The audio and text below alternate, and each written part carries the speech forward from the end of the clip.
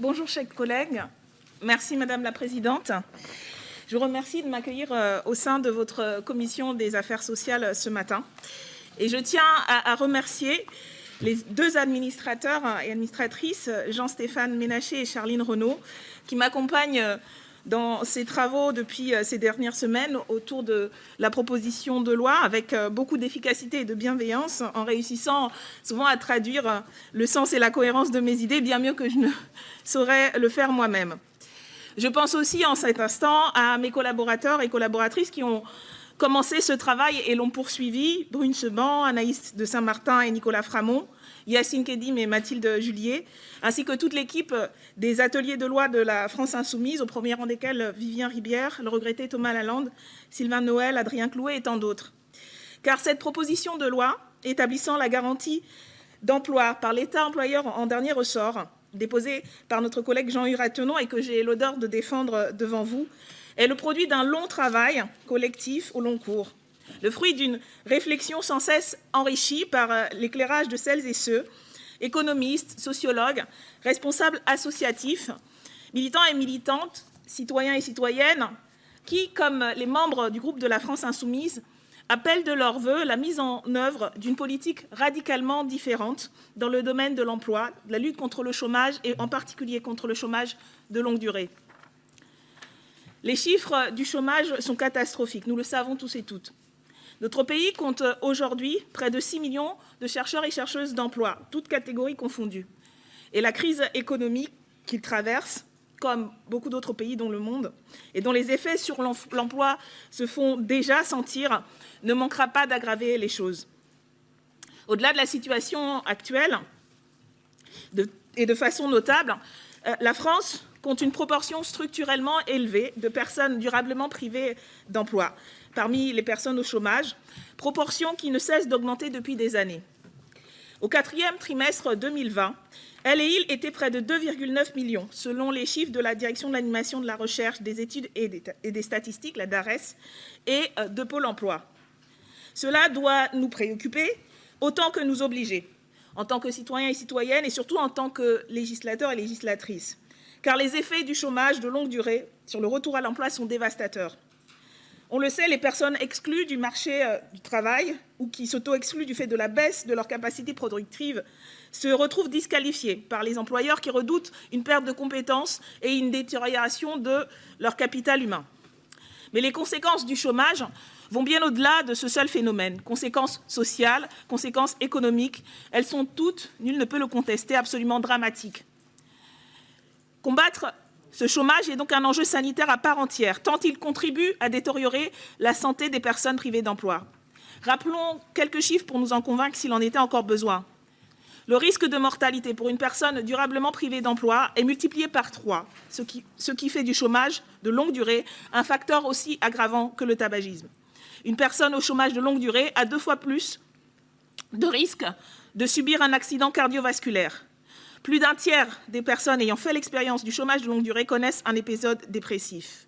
Au total, en France, ce sont entre 10 000 et 14 000 décès par an qui seraient imputables au chômage en général. Au demeurant, dans un pays où l'attachement au travail et à sa dimension sociale sont forts, en être privé exclut et isole.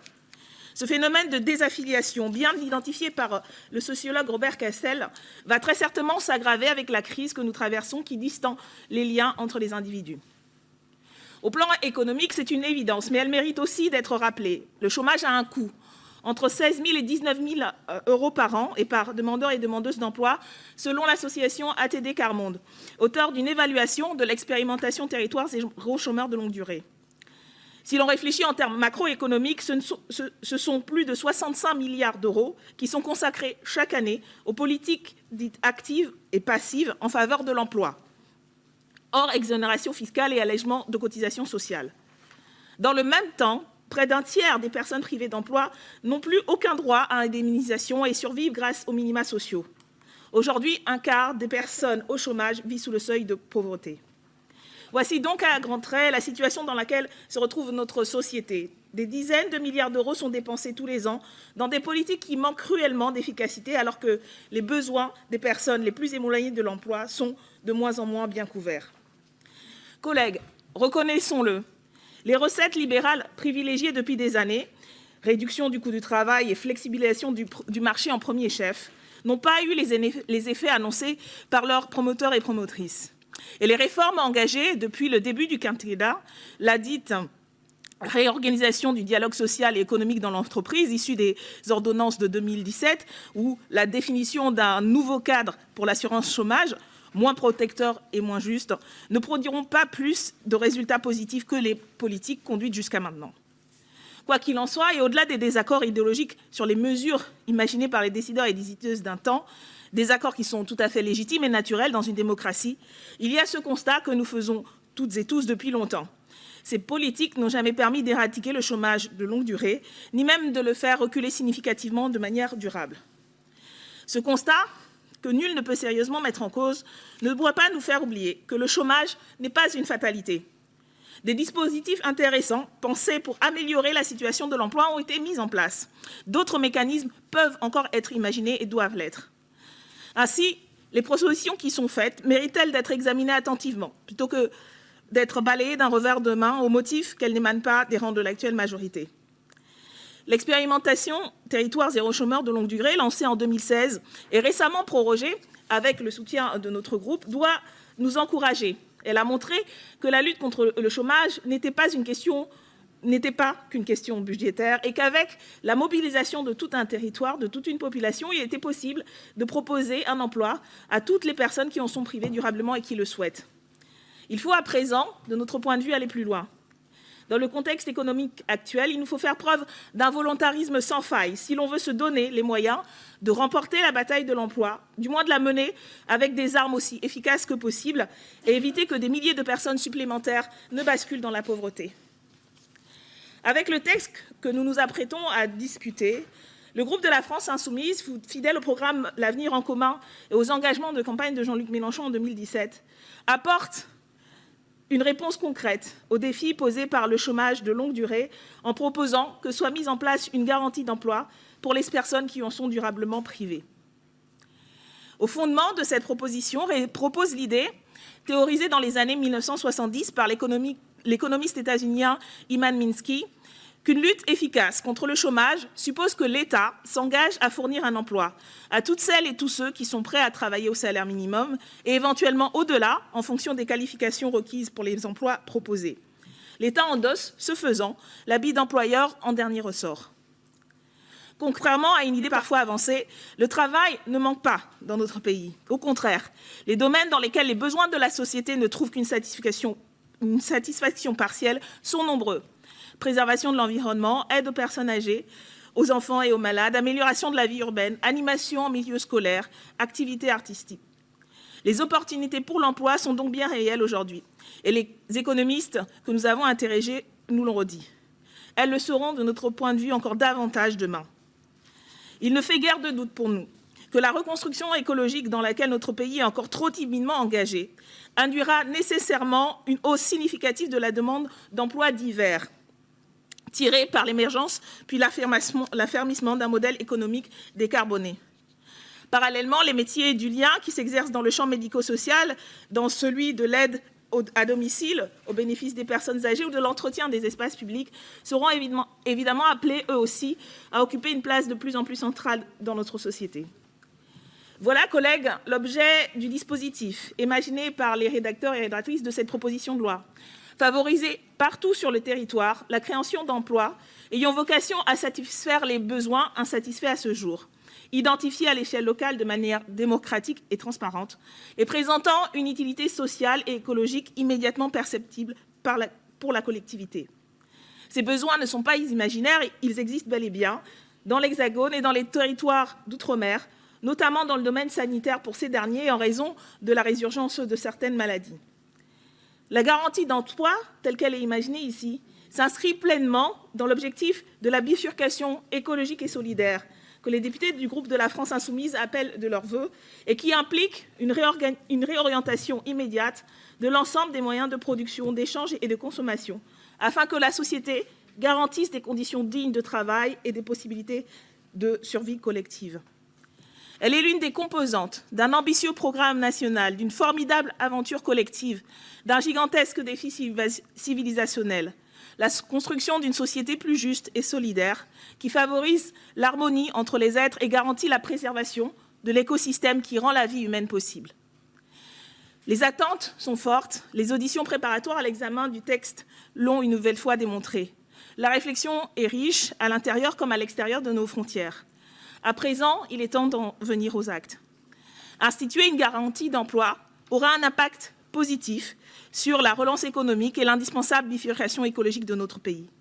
Oui, sa mise en œuvre aurait un coût pour les finances publiques, mais elle serait aussi une source d'économie pour l'assurance chômage et le système de protection sociale dans son ensemble, en même temps qu'elle tirerait à la hausse une consommation plus vertueuse des ménages. Qui peut sérieusement contester l'idée selon laquelle les sommes versées au titre de l'indemnisation chômage seraient mieux employées si elles servaient à la rémunération d'un travail? Instituer une garantie d'emploi serait, du reste, vecteur de progrès social, puisque moins de chômage serait synonyme d'une moindre pression à la baisse sur les salaires de la part des détenteurs et détentrices du capital.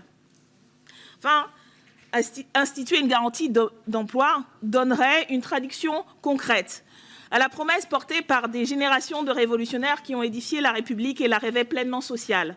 Promesse formulée au 5e alinéa du préambule de la Constitution du 27 octobre 1946 et selon lequel chacun et chacune a le droit d'obtenir un emploi. Car force est de reconnaître que, faute de revêtir un caractère opposable, ce principe demeure largement incantatoire en dépit de sa valeur constitutionnelle.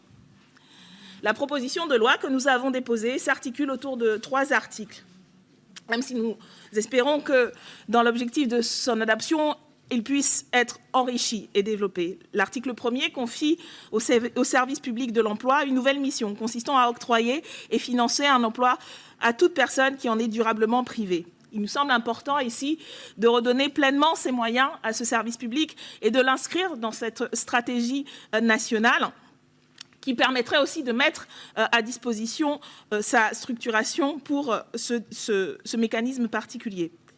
L'article 2 expose les principales caractéristiques du contrat conclu entre la personne en demande d'emploi et l'association chargée du pilotage du nouveau dispositif à l'échelon territorial. L'article 3 définit le cadre de la gouvernance du dit dispositif au plan national ainsi qu'au plan local. En conclusion, je forme le vœu que nous puissions débattre sereinement et de manière riche et constructive d'un sujet qui revêt, aux yeux des députés insoumis et insoumises, mais aussi, je suis sûre, aux vôtres, une importance capitale, à plus forte raison dans le contexte économique actuel. Et il nous semble que la représentation nationale a l'occasion aujourd'hui de se montrer à la hauteur de l'enjeu. Je vous remercie. Merci bien.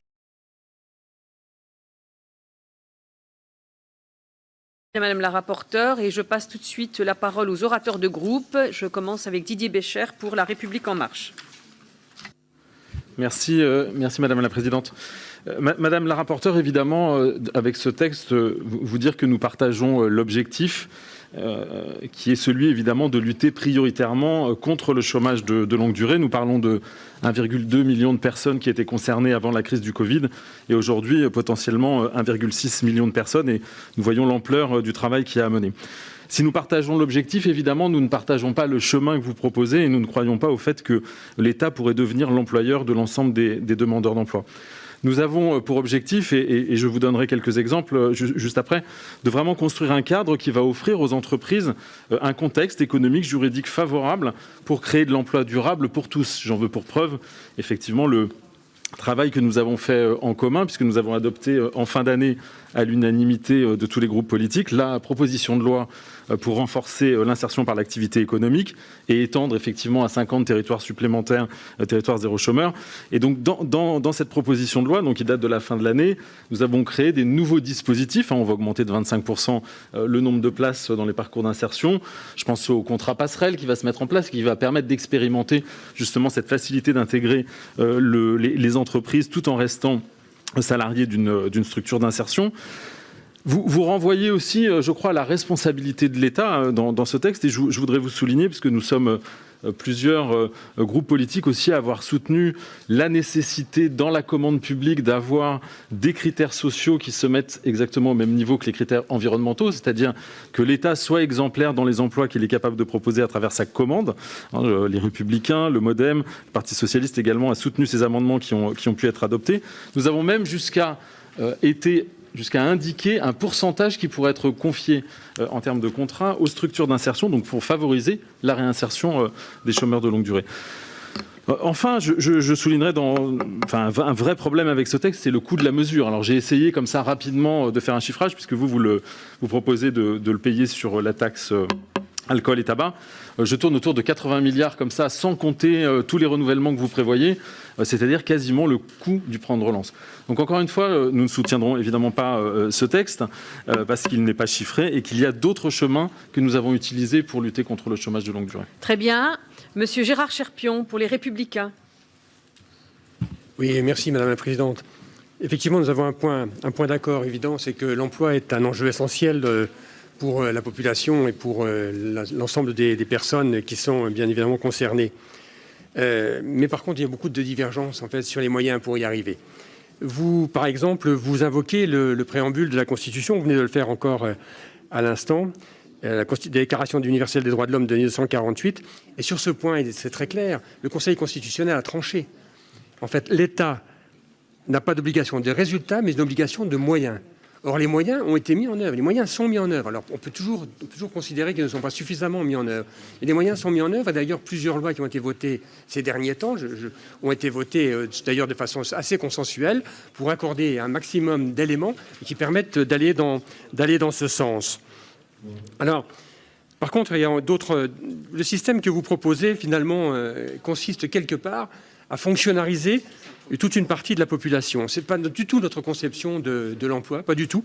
On en est bien loin. Nous considérons en effet que le secteur privé doit créer l'emploi, c'est à lui de développer l'emploi, à créer l'emploi, et c'est au secteur public, et en fait, dans le cadre d'ailleurs de ses fonctions régaliennes, à créer les nécessités d'accompagnement, à créer l'ensemble des emplois nécessaires pour que la société fonctionne bien, à créer l'environnement nécessaire pour que les entreprises puissent se développer, à créer la sécurité au travers du Code du travail, par exemple. Mais tout ça se relève de l'État, mais pas le fonctionnement tel qu'il est. Alors, votre dispositif oblige l'État et les collectivités à embaucher des personnes éloignées de l'emploi. Je ne pense pas que ce soit... Il y a déjà des systèmes qui permettent de le faire, et beaucoup de collectivités le font d'ailleurs en ce moment actuellement. Mais le problème, c'est que c'est 12 mois renouvelables 3 fois, donc ça fait 36 mois. Et au niveau de la rémunération antérieure, sans limitation, on ne sait pas exactement, finalement, quel emploi va être donné à cette personne. Et si vous avez des personnes qui ont un salaire relativement important, comment on fait la collectivité pour rémunérer cette personne dans ce cadre-là? Donc je crois que finalement, cette proposition, même si elle peut paraître généreuse, elle risque bien au contraire d'affaiblir le système. Elle risque de faire que le travail n'ait plus une valeur telle que nous la concevons aujourd'hui. Et bien évidemment, nous voterons contre cette proposition. Très bien. La parole est à Monsieur Cyril Isaac pour le groupe MoDem et démocrates apparentés.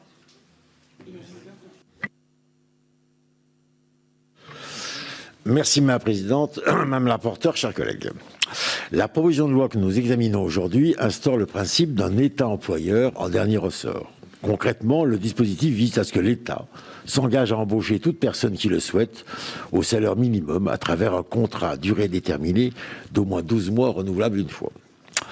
Cette proposition de loi s'apparente ni plus ni moins à une nationalisation de l'emploi. Soyons clairs, cette conception est à l'exact opposé des valeurs défendues par le groupe démocrate. Même les soviétiques n'ont pas osé votre proposition.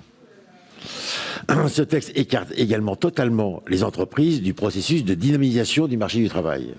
Pire encore, il les dédouane de tout objectif de création et de maintien de l'emploi, puisque l'État incarnera en quelque sorte un rôle de pompier de service, de voiture-balai. Cela me fait penser à l'expérience malheureuse des ateliers nationaux. Je ne sais pas si vous avez ça, en tête destinée à fournir du travail aux chômeurs après la révolution de février 1848. Cette expérience sociale avait duré à peine 3 mois pour un résultat pour le moins catastrophique.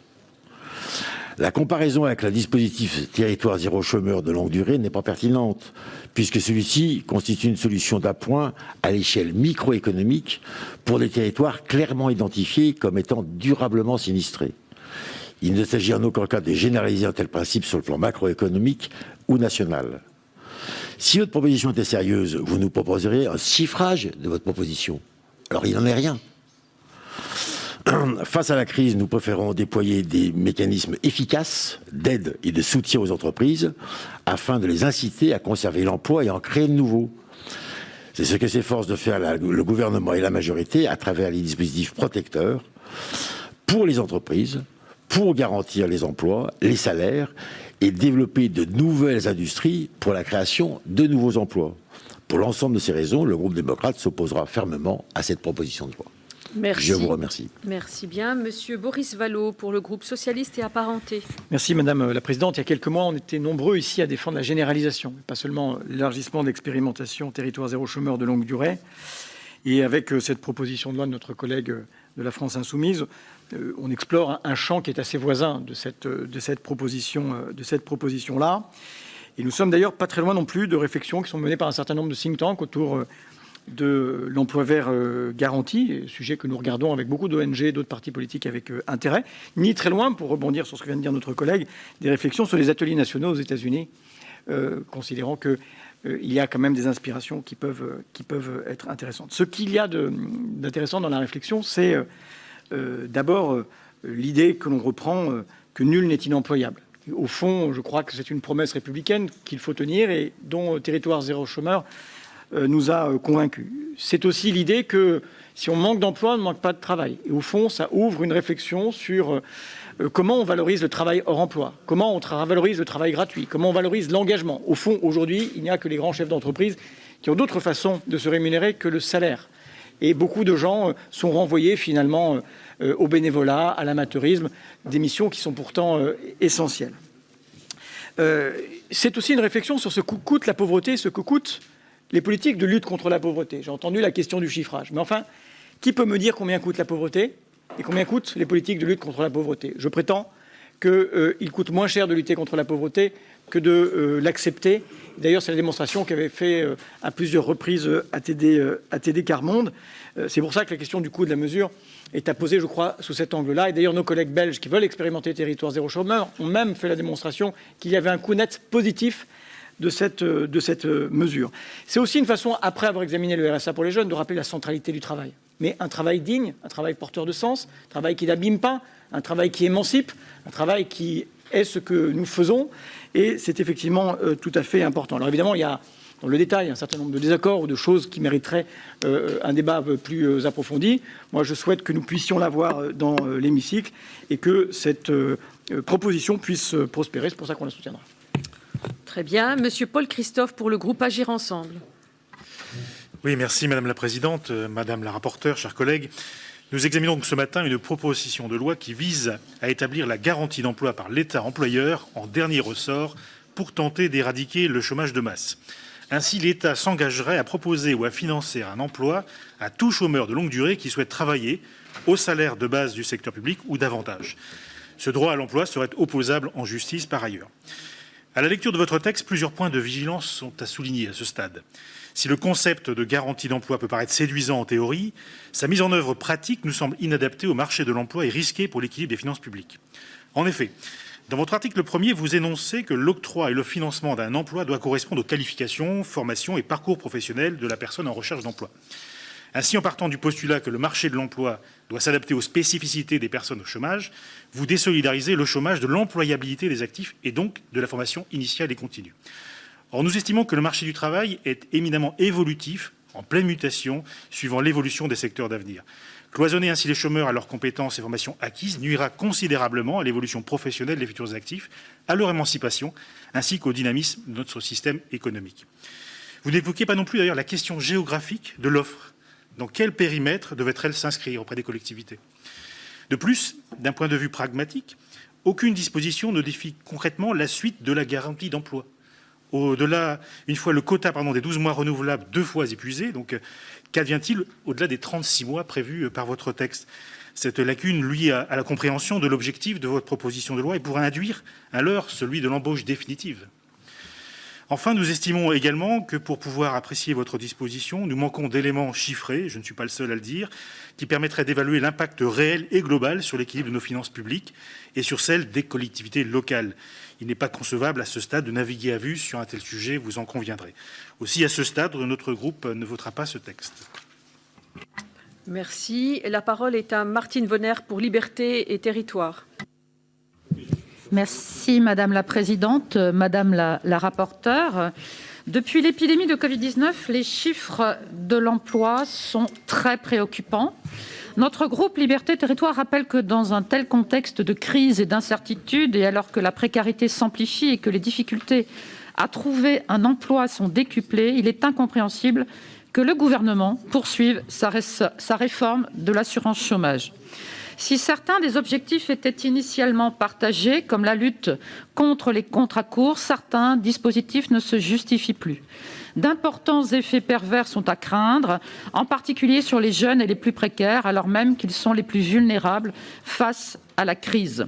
Au-delà du chômage conjoncturel renforcé par cette crise, la proposition de loi a le mérite de soulever le problème du chômage structurel, dit de longue durée. Les échecs des différentes politiques qui se sont succédées ces dernières années montrent que d'autres pistes doivent être creusées. La flexibilisation du marché du travail a montré aujourd'hui ses limites. Qu'il s'agisse des baisses de cotisations ou du CICE, les embauches n'ont pas été au rendez-vous. Surtout, ces politiques se sont parfois faites au détriment de la sécurité des travailleurs, au détriment de la sécurité des Français, au détriment de la sécurité des plus fragiles et notamment des jeunes. Nous rejoignons les arguments de la rapporteure s'agissant du coût que représente le chômage de longue durée. Perte d'employabilité et de sociabilité, difficulté d'accès aux soins, mais aussi coût important en termes de dépenses sociales. C'est pourquoi notre groupe s'est toujours prononcé favorablement à la poursuite et l'extension de l'expérimentation territoire zéro chômeur de longue durée. La proposition de loi semble s'inspirer assez largement de cette expérimentation.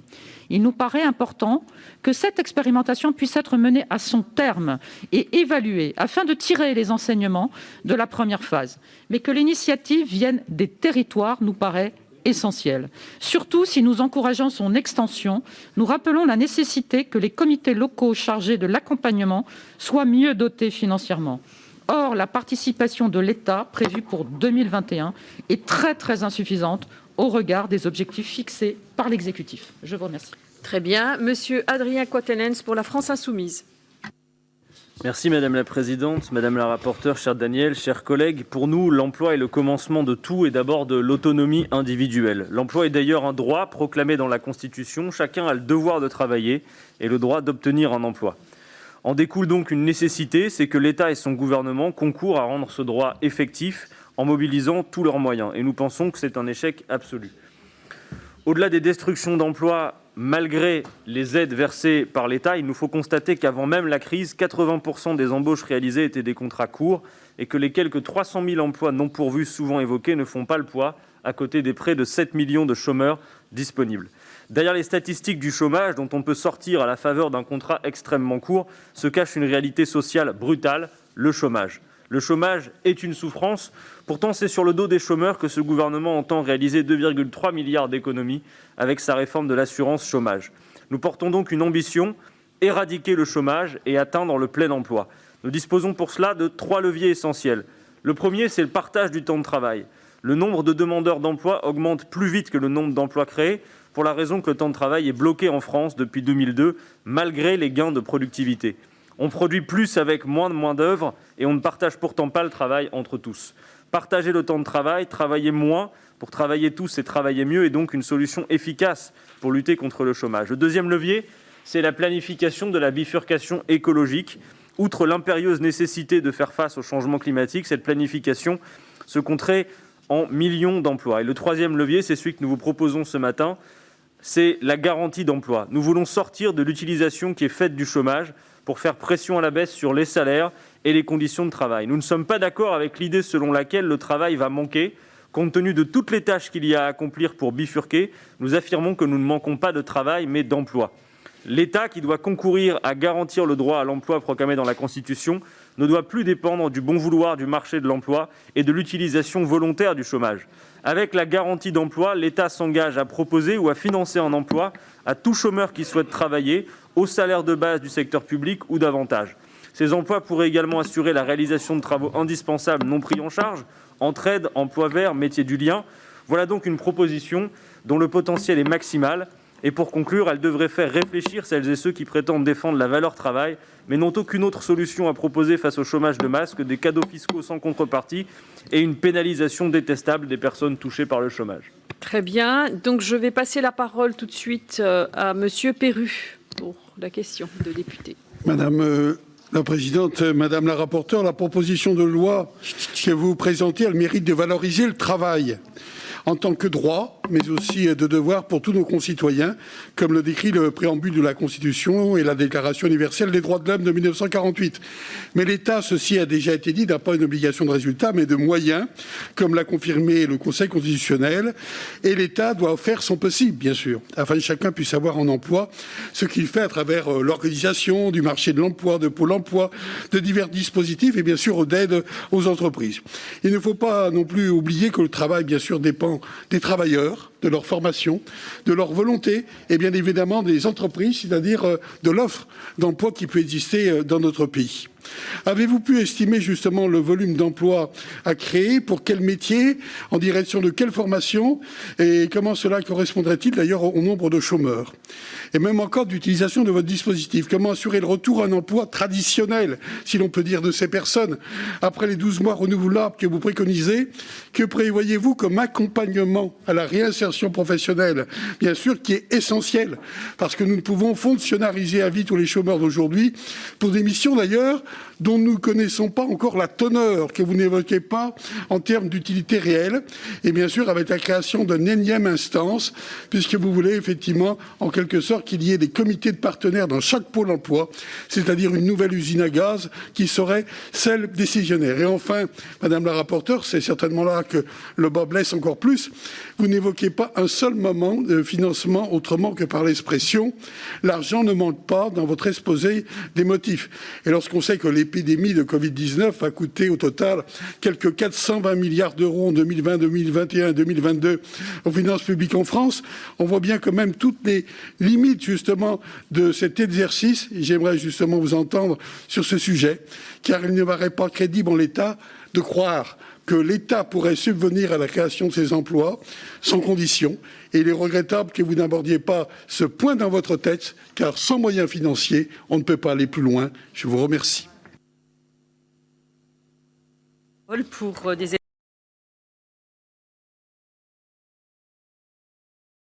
éléments de réponse.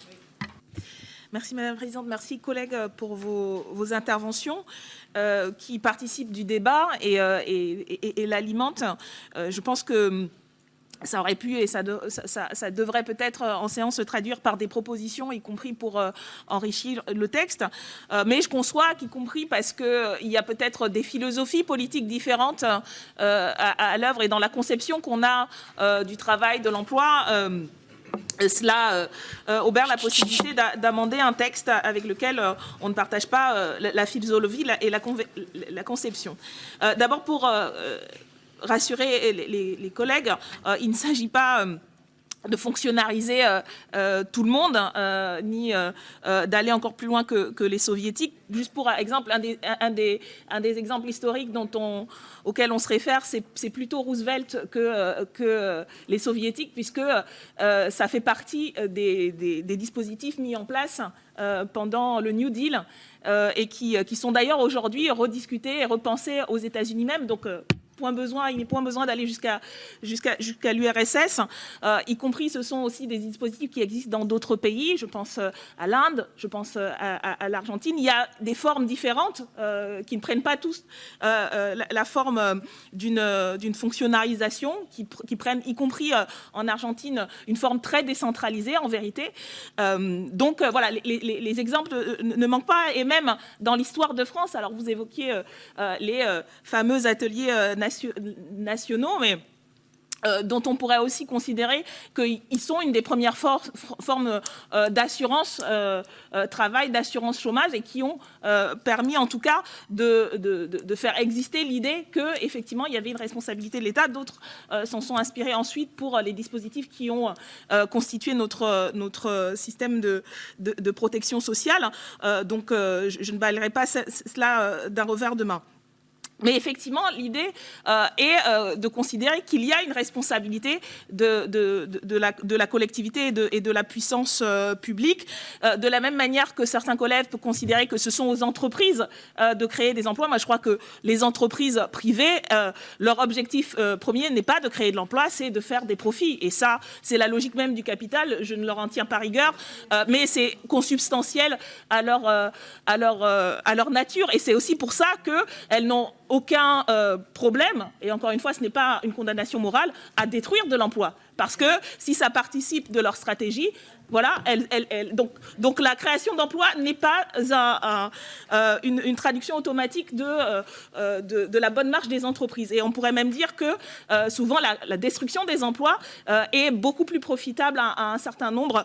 Donc voilà, donc on voit bien que rien n'est aussi linéaire. Et surtout, collègues, le constat depuis, disons, au moins un demi-siècle maintenant, c'est que la doxa qui préside à l'idée que justement il va falloir aider les entreprises à créer des emplois a montré son échec aujourd'hui, et y compris non seulement cela, puisque on reste et on s'est installé, quand je dis on, la société en France, mais un certain nombre d'autres pays se sont installés dans un chômage de masse structurel qui est même théorisé au niveau des États-Unis et de la doxa, la fameuse Nairou, comme étant la nécessité d'avoir un niveau de chômage optimal pour la bonne marche de l'économie. Donc on est à un point dans la société où effectivement le maintien d'un chômage structurel est un élément, est considéré comme un élément nécessaire pour le système économique. Et donc effectivement, nous, on s'oppose à cette idée-là. On pense qu'au contraire, ce qui pourrait être un stabilisateur de l'économie, ce n'est pas le maintien de ce chômage de masse, mais c'est la garantie d'emploi qui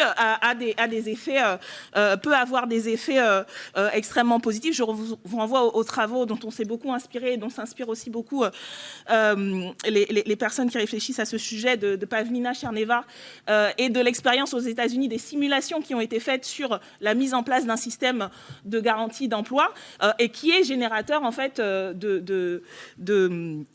qui est générateur positif en fait de contributions, pas simplement par les bénéfices sociaux apportés aux personnes qui auraient désormais un travail, mais aussi pour la consommation, etc. Donc il y a un effet, et économiquement et macroéconomiquement, il y a un effet qui est positif. Alors oui, dans le cadre d'une journée d'initiative parlementaire, nous n'avons pas ni le temps ni les moyens de pouvoir effectuer ce type de travaux. Je crois que ça vaudrait le coup de réfléchir aux moyens qui sont donnés aux groupes parlementaires, aux parlementaires dans leur ensemble, pour pouvoir avoir des données et mener des simulations et avoir des études d'impact, etc., qui permettraient de rendre notre travail plus sourcé. Mais en termes macroéconomiques, encore une fois, je pense que ce débat qui existe a été aussi, d'une certaine manière,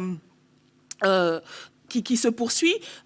Il y a des arguments en termes, y compris monétaires, et d'une autre vision de politique monétaire qui explique que, chers collègues, on peut trouver l'argent et les moyens, et qu'il ne s'agit pas de mener à la ruine et à la banqueroute de l'État. Par ailleurs, je crois que la situation actuelle nous montre qu'il n'y a peut-être pas d'argent magique, mais on sait trouver les moyens et l'État. En fait, en vérité, ce qui se passe aujourd'hui, collègues, c'est que l'État assure une garantie d'emploi avec le chômage partiel. De fait, aujourd'hui, nous avons un État qui est employeur d'une certaine manière en dernier ressort, du fait de la crise. Alors effectivement, c'est sous l'effet de la crise, mais nous pensons que nous ne devrions pas avoir besoin d'en arriver là pour penser justement autrement la responsabilité de l'État. Et si l'on considère et moi je considère, et je pense que nous pouvons être d'accord là-dessus, que le chômage de masse est une catastrophe sociale, économique, sanitaire, a des effets absolument dévastateurs, de l'équivalent de ce qu'un virus peut faire au corps social. Eh bien oui, de ce point de vue-là, nous pensons que le rôle de l'État doit être beaucoup plus important, doit être y compris d'inscrire la lutte contre le chômage de longue durée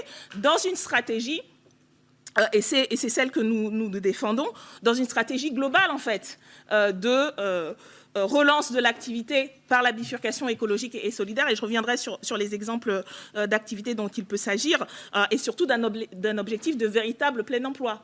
Et donc c'est pour ça qu'effectivement, le dispositif que nous pensons dans cette proposition de loi, qui part et s'inspire, voilà, y compris en termes organisationnels, de ce qui existe déjà. Encore une fois, nous ne prétendons pas inventer quoi que ce soit. Nous pensons qu'il est nécessaire de passer la vitesse supérieure et passer à un niveau supérieur ce qui se passe aujourd'hui, donc de généraliser véritablement et de systématiser ce qui se fait. Donc on reprend à peu près les mêmes dispositifs au niveau local que ce qui existe, notamment par le dispositif territoire zéro chômeur. Mais cela s'inscrit effectivement dans une stratégie où nous pensons que, à la fois à travers le redéveloppement d'un certain nombre de services publics, donc effectivement le financement de nouveaux services publics, mais aussi la commande publique qui permet une relance de l'activité du secteur privé, on s'inscrit dans une politique globale. Et là, on parle d'un périmètre, d'un secteur bien déterminé, qui n'est ni le secteur public, ni le secteur privé, qui est un peu le périmètre de ce qu'on appelle l'économie sociale et solidaire, mais de manière plus générale, en fait, un secteur qui peut permettre pour ces personnes privées d'emploi d'avoir les moyens d'être actifs, de contribuer à un travail non seulement pour elles, mais aussi pour la collectivité, et de pouvoir, et ça c'est par rapport à la question du collègue, de pouvoir ensuite, par une évolution professionnelle, se tourner vers l'emploi public ou vers l'emploi privé plus traditionnel. Donc effectivement, l'idée, ce n'est pas que les personnes se maintiennent et restent dans ce dispositif, mais ça a une vision dynamique pour les personnes. Et comme pour les dispositifs qui existent aujourd'hui, c'est bien sûr accompagné avec un élément de formation et de requalification important. C'est notamment aussi les moyens et le rôle du service public de l'emploi, et pour lesquels on pense qu'il faut mettre beaucoup plus pour pouvoir leur permettre d'assurer leur mission. Et donc, pour nous, ce n'est pas du tout contradictoire avec la volonté qui s'est exprimée dans cette assemblée il y a quelques mois, d'étendre le dispositif territoire zéro chômeur. Il s'agit tout simplement d'avoir l'ambition d'aller plus loin et d'avoir l'ambition vis-à-vis d'un moment ou d'une situation où nous savons qu'il va nous falloir aller penser autrement. Pendant plusieurs mois, l'année dernière, pendant le confinement, il était beaucoup question du monde d'après, il était beaucoup question d'un quoi qu'il en coûte pour les collègues qui s'inquiétaient du coût de ces mesures, et aussi de penser autrement la manière dont la société, notre rapport au travail. Et donc je pense que c'est pleinement dans ce cadre-là de pensée qu'il s'agit de s'inscrire, avoir cette ambition-là, oui, d'éradiquer le chômage de longue durée. Il nous semble que, à l'échelle actuelle, ce n'est pas simplement en fait par l'extension tous les 5 ans ou tous les 10 ans d'un dispositif actuel qui le permettra. Je pense que voilà, c'est y compris perdre ce qui fait l'intérêt de ces dispositifs en ne leur donnant pas les moyens de pouvoir s'appliquer à l'échelle nationale, sur tous les territoires. Et encore une fois, je pense que ça participe d'un processus au niveau international et une réflexion qui se pose au niveau international. Je crois que j'ai fait à peu près le tour. Effectivement, nous avons des amendements qui précisent un certain nombre de points. J'ai déposé un certain nombre d'amendements pour cela. Et je vous invite, collègues, ce n'a pas été le cas pour cette séance en commission, mais j'espère que ça le sera peut-être en séance, à apporter vous-même votre contribution à ce débat parlementaire. Dont nous espérons qu'en définitive, il soit utile non seulement à notre réflexion, mais à la mise en œuvre de véritables politiques de l'emploi dans lesquelles l'éradication du chômage de longue durée soit véritablement menée avec les outils les plus efficaces qui soient. Et nous avons peut-être un peu la prétention, mais en tout cas la volonté de faire en sorte que ce que nous proposons ici soit un des dispositifs efficaces qui y parviennent. Très bien.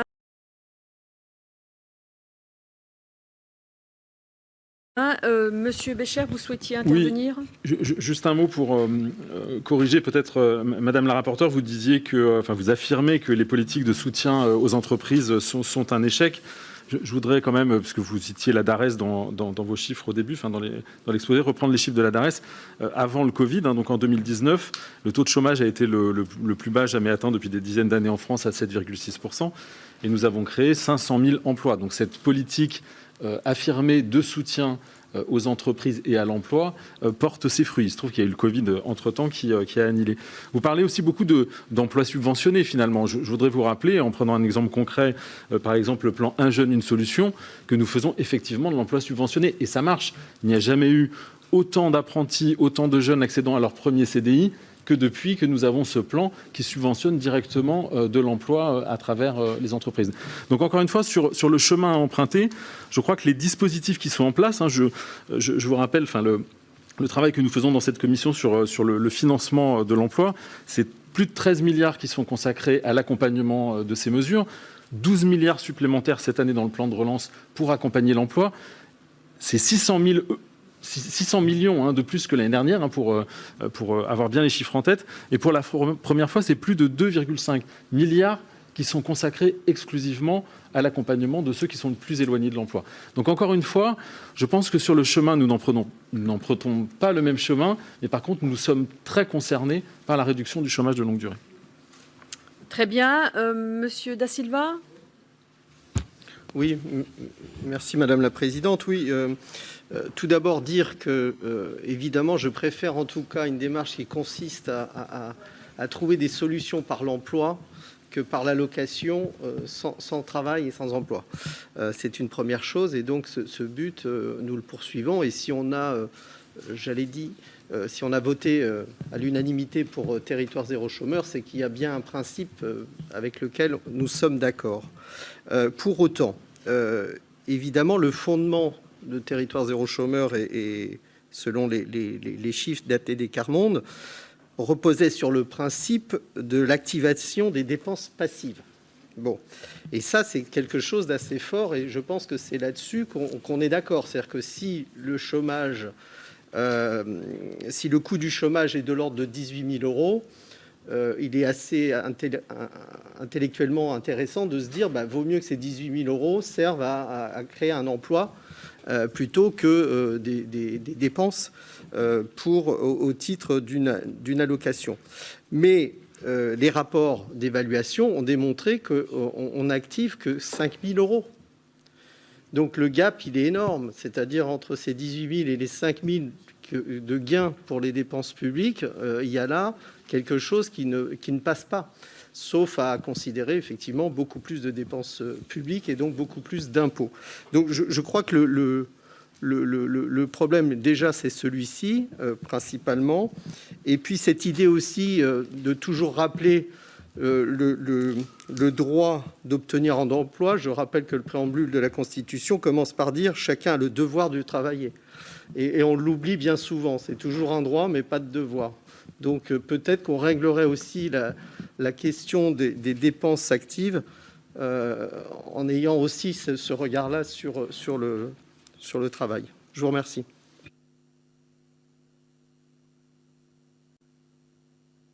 Et très rapidement, je voulais dire je pense qu'on sous-estime, et il faudrait certainement plus de travaux là-dessus, le coût du chômage. En fait, il y a les évaluations d'ATD Carmonde, mais si on incluait les traductions donc, en termes sanitaires, en termes éducatifs, en termes sociaux, ça coûte beaucoup plus cher en vérité à la collectivité actuellement. Et je pense que ça nécessiterait certainement des évaluations plus importantes.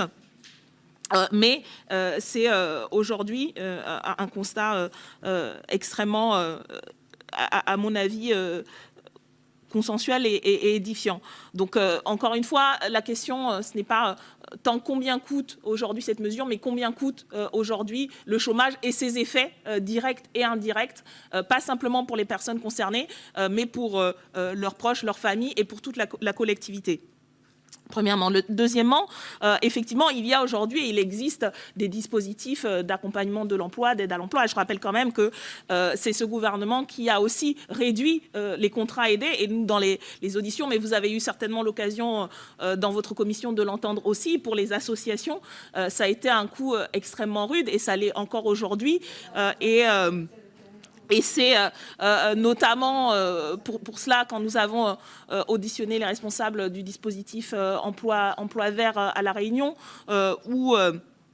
ou d'autres associations qui disaient qu'aujourd'hui, par exemple, les PEC qui sont censés remplacer un certain nombre de contrats aidés ne sont pas suffisants par rapport aux besoins. Et donc, les dispositifs d'accompagnement de l'emploi existent depuis 20 ans, depuis 30 ans, et on voit aussi qu'on est peut-être là, à la limite d'une forme d'accompagnement. Je pense que c'est aussi le bilan un peu des limites, même si, encore une fois, nous ne faisons pas table rase du passé. Nous pensons qu'il faut l'expérience de ces accompagnements et les différentes formes d'accompagnement en fonction des publics, notamment dans la jeunesse, est extrêmement riche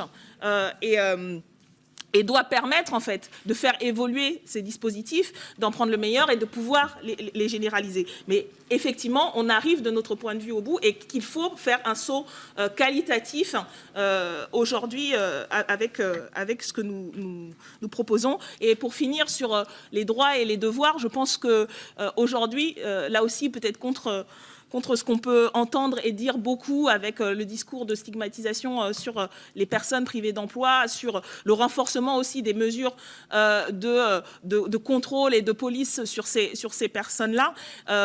Là, en plus, il s'agit de s'adresser aux personnes qui souhaitent et qui le demandent. Et c'est pour ça que l'opposabilité est la garantie. Il s'agit de personnes qui veulent exercer ce droit à l'emploi d'une part. Et de notre point de vue, la responsabilité, elle est aussi collective de donner à toutes et à toutes les moyens, pour celles et celles qui le peuvent aussi, parce qu'il y a des réalités qui font qu'il y a des personnes qui sont dans l'incapacité aujourd'hui de pouvoir prétendre à un emploi. Donc c'est cette responsabilité qui est la nôtre, y compris en tant que parlementaire, de donner ces moyens-là. Vous parliez de l'obligation de moyens. Nous pensons qu'aujourd'hui, jusqu'à présent, nous avons failli collectivement, en tant qu'élus et en tant que puissance publique, à donner ces moyens-là, les moyens les plus efficaces. Et donc il s'agit de répondre à la vue de ce bilan.